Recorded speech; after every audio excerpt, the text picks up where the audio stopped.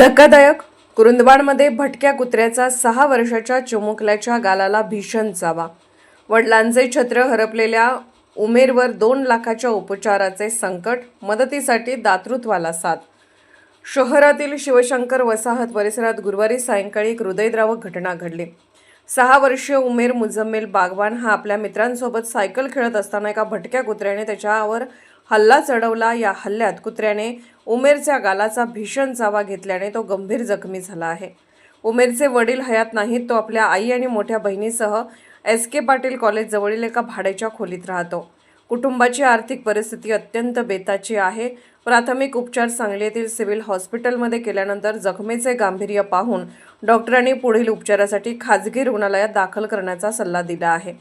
या शस्त्रक्रिया आणि उपचारासाठी अंदाजे 2 लाख रुपये खर्च अपेक्षित आहे, जो या सामान्य कुटुंबाच्या आवाक्याबाहेर आहे.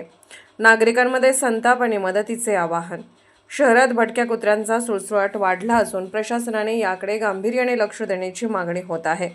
दरम्यान उमेरच्या उपचारासाठी दानशूर व्यक्तींनी आणि सामाजिक संस्थांनी सढळ हाताने मदत करावी, असे आवाहन स्थानिक नागरिकांकडून करण्यात येत आहे. SK news Kurundwad.